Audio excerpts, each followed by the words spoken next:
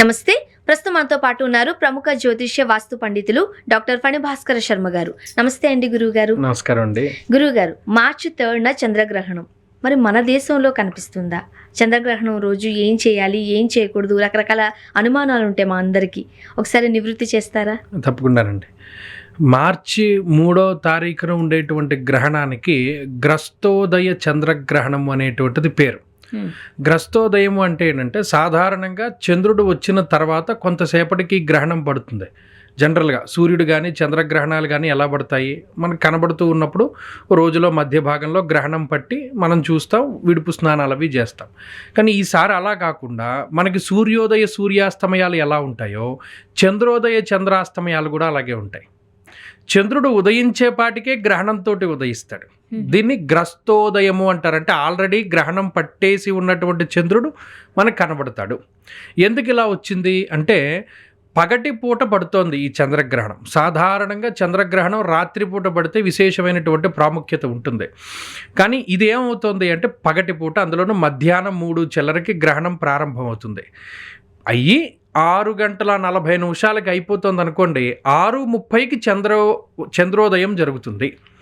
అంటే ఒక 10 నిమిషాలు మాత్రమే చంద్రుడు మనకి గ్రహణంతో ఉండి కనబడతాడు. అది కూడా విడుపులో ఉండి కనబడతాడు. అందువల్ల ఏంటంటే ఇది పెద్ద చెప్పుకోదగ్గ చంద్రగ్రహణం కాదు. అలాని మనం దీనికి ఆచారాలు ఏమీ పాటించక్కర్లేదా అంటే పాటించాలి.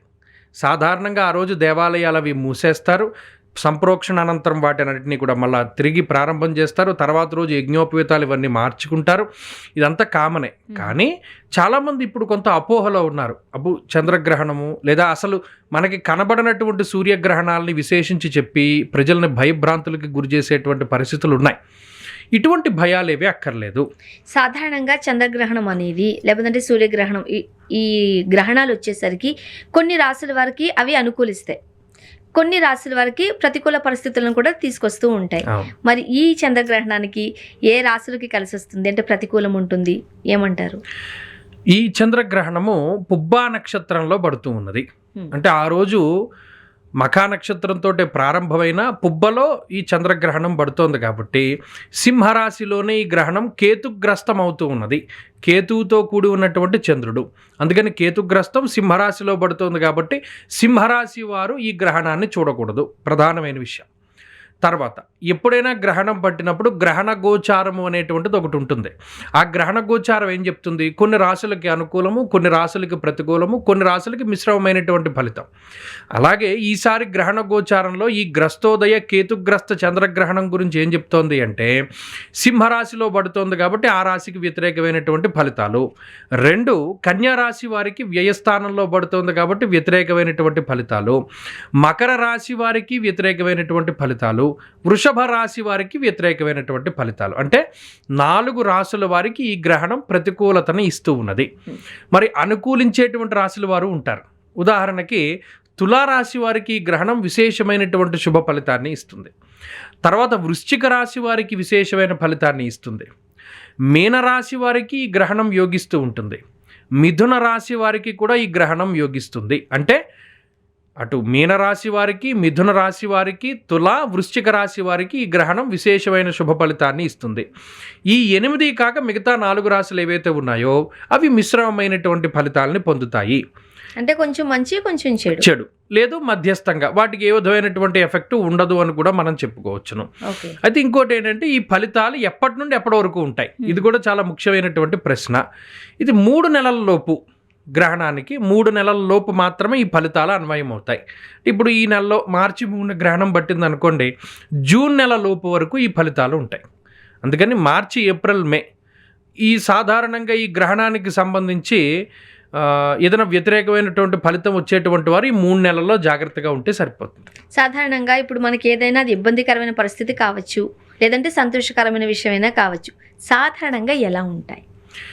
గ్రహణం వల్ల ఇవి ఏం మామూలుగానే ఎఫెక్ట్ చూపెడుతుంది. ఇదేంటంటే గ్రహణాలు, పంచగ్రహ కూటములు ఇవన్నీ కూడా గోచారంలో భాగంగానే జరుగుతాయి. అంటే ఇప్పుడు మనకి ఏదైనా ఒక పని అనుకుంటామండి, ఎప్పటి నుంచో అనుకుంటాం, ఆ పనులు అవ్వవు. మేబీ చంద్రగ్రహణ ప్రభావం వల్ల అనుకూల పరిస్థితులు ఉన్న వాళ్ళకి ఆ పనులు అయ్యే అవకాశం ఉంటుందా? ఉంటుంది. అలానే వ్యతిరేకంగా ఉన్న వాళ్ళకి కూడా ఇబ్బందికరమైన పరిస్థితి. ఇప్పుడు గ్రహణ గోచారము లేదా కూటములు ఏర్పడుతూ ఉంటాయి. ఉదాహరణకి ఇప్పుడు మనం పంచగ్రహ కూటమిలో ఉన్నాం. అంటే కుంభరాశి యందు 5 గ్రహాలు కూడి ఉన్నాయి. ఈ కూటములు గ్రహణాలు కూడా అనుకోని యోగాన్ని తీసుకొస్తాయి, అనుకోని అవయోగాన్ని తీసుకొస్తాయి. అందుకనే ఏ రాశుల వాళ్ళకి అనుకూలమైన దాంట్లో చూస్తే మీనరాశి వారికి ఇప్పుడు గోచార పరిస్థితులు అస్సలు బాగాలేవు. కానీ గ్రహణం పట్టడం వల్ల మంచి ఫలితాలను పొందొచ్చు మీరు అడిగినట్టు. కాబట్టి వాటికి అవకాశం ఉంటుంది. ఓకే, సో అలాంటి చిన్న చిన్న మార్పులు కూడా జరుగుతాయి.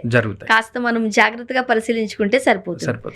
సాధారణంగా ఏ గ్రహణమైనా, చంద్రగ్రహణం కాబట్టి చంద్రగ్రహణం గురించి మాట్లాడుకుందాం. ఆ గ్రహణ సమయంలో కొన్ని నియమాలు పాటించాలి, కొన్ని జాగ్రత్తలు తీసుకోవాలి. ఎలా ఉంటాయి అవి? గ్రహణం పట్టినప్పుడు మన ఇంట్లో నిలవ ఉంచినటువంటి ఆహార పదార్థాలు ఏవైతే ఉంటాయో వాటిని నిజానికి గ్రహణం తర్వాత మనం తినకూడదు. అందుకనే పూర్వీకులు అందరూ ఏం చేసేవారంటే గ్రహణానికి ముందే భోజనాదులు అవన్నీ చేసేసేవారు. సరే, ఇప్పుడున్నటువంటి పరిస్థితుల్లో మనం ఫ్రిడ్జ్ల్లో దాచుకుంటున్నాం. ఇదివరకంటే ఫ్రిడ్జ్లు అవి లేవు, లేదా ఓవెన్స్లో పెట్టుకుంటున్నాం, వేడి చేసుకుని తింటున్నాం. ఈ గ్రహణ నీడ పడినప్పుడు అవన్నీ కూడా మైలపడిపోతాయి, లేదు వాటికి సంబంధించి కొంత నెగిటివిటీ ఆపాదిస్తారు. కొంతమంది ఏం చేసేవారు, దర్భని మన ఇంటి పైన వేసేటువంటి వారు. మన దేవాలయం అంటే మన ఇంట్లో ఉండేటువంటి దేవుడి గూడు పైన ఒక దర్భ పుల్లని, పచ్చళ్ళు పెట్టుకుంటారు కొంతమంది, వాటి మీద ఒక దర్భ పుల్లని, ఇంటి మీద ఒక దర్భ పుల్లని వేస్తే ఆ గ్రహణం తాలూకు ఫలితం ఆ దర్భ ఉన్నటువంటి చోట అంటది. కాబట్టి ఆ దోషాల నుండి కొంత బయటపడగలుగుతాం. కాబట్టి గ్రహణానికి ముందు చేయవలసినటువంటిది ఏంటి అంటే గ్రహణం పట్టడానికి మునిపే మనం చక్కగా ఆహారాన్ని తీసుకుంటే గ్రహణ సమయంలో కొంత లోపల ఏదైనా ఇబ్బందికరమైన పరిస్థితులు అవి ఉంటే మనం ఆ టైంలో తినం. కాబట్టి చిన్న చిన్నవి ఏమైనా ఉంటే పోతాయి. ఫర్దర్గా మన ఆహార పదార్థాలు సేఫ్గా ఉండడానికి దర్భపుల్ల వేయాలి. ఒకటి, గ్రహణం ప్రారంభ సమయంలో పట్టు స్నానం చేయాలి. గ్రహణం పడుతోంది కాబట్టి పట్టు స్నానం చేయాలి. మనం గ్రహణం పూర్తయిపోయేటువంటి సమయంలో విడుపు స్నానం చేయాలి. ఇవి రెండు ప్రారంభానికి అంత్యానికి. వీటి మధ్యలో ఉండేటువంటి కాలం ఏదైతే గ్రహణ కాలం ఉంటుందో, మనకి ఏదైనా మంత్రం ఉపాసన ఉంటే, గురూపదేశం తీసుకున్నటువంటి మంత్రం ఏదైనా ఉంటే దాన్ని జపం చేయాలి. లేదు గ్రహణ సమయంలోనే ప్రత్యేకించి కొంతమంది గురువులు కొన్ని మంత్రాలను ఉపదేశం చేస్తూ ఉంటారు.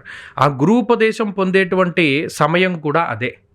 జపం చేయడము, లేదా మంత్రానుష్ఠానం చేసుకుంటూ ఉండడము, లేదా మంత్రాన్ని ఉపదేశం పొందుతూ ఉండడము, ఇవి ముఖ్యంగా మనం చేయవలసినటువంటి విషయాలు. సాధారణంగా ఇవి చేస్తారు. కొంతమంది గర్భిణీ స్త్రీలు ఉంటారు. వారు ఏం చేయాలి, గర్భం ధరించినటువంటి సమయం దగ్గర నుండి ఒక్కో మాసానికి ఒక్కొక్క గ్రహం ఆధిపత్యం వహిస్తుంది. 7-8 నెల గర్భిణీ స్త్రీలు ఎవరైతే ఉన్నారో ఆ నెలలతో ఉన్నటువంటి వారు ఈ గ్రహణానికి జాగ్రత్తగా ఉండాలి. ఖచ్చితంగా ఉండాలి. గ్రహణం మొర్రి అని చెబుతూ ఉంటాం. ఇది ఎందుకు ఏర్పడుతుంది? మన శరీరంలో ఏది జరిగినా కూడా కిరణాల వల్ల, కాంతి వల్లే జరుగుతుంది. అందుకని ఎక్కువ స్కానింగ్లు అవి తీసుకోకూడదమ్మా, పిల్లకి ఇబ్బంది వస్తుంది, ఆ లైట్ రేస్ లోపలికి వెళ్తాయని అంటూ ఉంటారు. ఈ గ్రహణంలో మనకి కాంతికి ఉండేటువంటి అంటే లైట్కి ఉండేటువంటి లక్షణాల్లో రిఫ్లెక్షను, రిఫ్రాక్షను, డ్రైఫ్రాక్షను, స్కాటరింగ్ అనేటువంటి లక్షణాలు ఉంటాయి లైట్కి.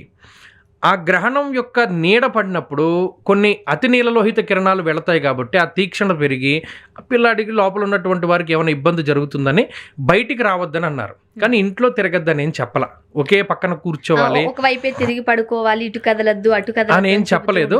కానీ ఇంట్లోంచి బయటికి రాకుండా ఉండడం మంచిది. సాధ్యమైనంత వరకు ఆ సమయంలో వారు కూడా ఏమీ తినకుండా ఉండడం చాలా మంచిది. గురుగారు, ఇంతకుముందు ఒక మాట అన్నారు మీరు, గ్రహణ సమయంలో కొంచెం జాగ్రత్తలు చేయాలి, మంత్రాన్ని ఉపదేశించుకోవాలి. బట్ ఇప్పుడు సెలవులు పెట్టే పరిస్థితి కాదు.